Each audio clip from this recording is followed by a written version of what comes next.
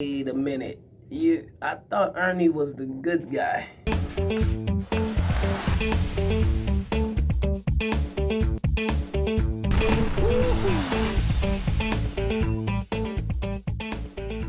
What up, everybody? Welcome back to A Day or So Late. My name is Phoenix Clouden. And this time we are diving into a classic, a huge classic that just recently dropped its sixth entry into its franchise. And I am, of course, talking about the original Terminator.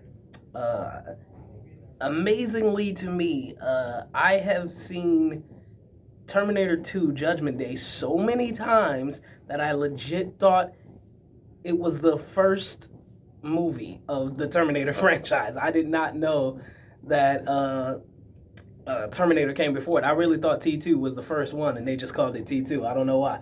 But apparently, I've never seen the first Terminator. I've seen the second one many a times. I saw the third one a few times. I don't think anyone should ever see that. I didn't see. I think it was Salvation, and I did not see Genesis. Uh, I heard they weren't great. I am going to see Dark Fate though, because this looks very interesting.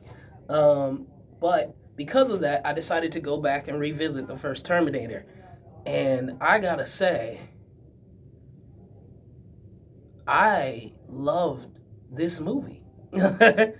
I loved this movie. I loved the Terminator. I like the idea around it is brilliant. So there's obviously there's this future where the machines completely rule, they take over, and this guy, Kyle Reeves, he gets sent back in time to stop the Terminator, who is coming to kill Sarah Connor. Sarah Connor gives birth to John Connor. John Connor is the one who ends the reign of the machines. So in order to stop him from doing that, they send back the T-800, who is of course Arnold Schwarzenegger, and to kill Sarah Connor. And it's such an interesting, because like I said, like T2 was my first introduction to the Terminator, but in this one, like, there's so much I didn't know. I didn't know, like, he goes through the phone book and he finds different Sarah Connors, and he gets, like, the Terminator is vicious, bro. Like, he's no joke. I thought, like, he was like this cuddly, like, reasonable guy. He's not. This dude, he murders these other two Sarah Connors, like, completely murders them. I'm like, whoa, like, he's intense. Like, he's intense. He shows up at the police station. He murders everybody there. It's just like, whoa.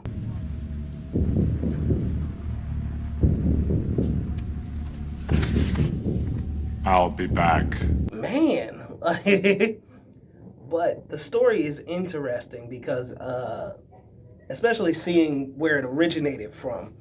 Uh, and and I don't mean to hate on 80s sci-fi graphics. They are charming. They really are charming. They're, like, in today's world, things look a little bit better. They look a little bit more realistic. But they're still, like, the 80s graphics are still super charming and super fun to see. Sarah Connor, played by Linda Hamilton, of course, is, I don't know if I can say is, but definitely was a babe in the 80s. Like, wow, I did not realize how hot Sarah Connor, Linda Hamilton was back in the day. Like, whew, it was Stone Cold Fox. Still pretty hot to this day. But, like, yeah, that first Terminator movie, I was like, wow, yeah, you can totally see that. But the overall story was pretty good. The introduction of the Terminator in his original form, where he was, just a killer robot, was intense. I think intense is the word for it. Like, watching that movie today, and seeing the intensity of the original Terminator, I completely felt the energy and the excitement of anyone who saw the original, the first Terminator, and was like, this is awesome. Oh my God, it's one of the greatest science fiction movies. They made arcade games off of it that I played. Like, I completely got the excitement because, whew, it's a fun little movie. That you could have a lot of fun with. And there's a lot of guns, there's a lot of motorcycles, there's a lot of bombs. It's just an entertaining movie, and I think, everybody actually played their role. Like, I mean, I know Linda Hamilton recently said that the original Terminator, she wasn't sure about working with Arnold Schwarzenegger. But I actually went to set to see him. You never told me that story. I know, but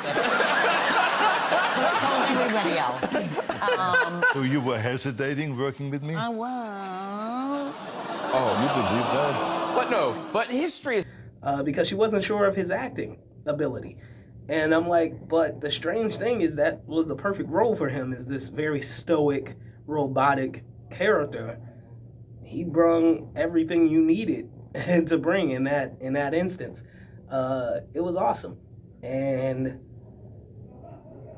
I was just, I was left thoroughly pleased with this movie. And I wasn't expecting to be. Like T2 is the gold standard in the Terminator series. There's no getting around it.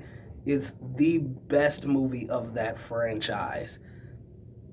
I would argue, if you did a list of the 100 greatest films ever made, it's on there somewhere. Like, T2 is on there somewhere. It's really that good of a movie. The first Terminator is great. It's great fun. It's a great introduction to the character. It's not even better than T2. Like, it's the one movie, it's one of those movies where its sequel is literally better than its original, and that's amazing. But the first Terminator is still good fun.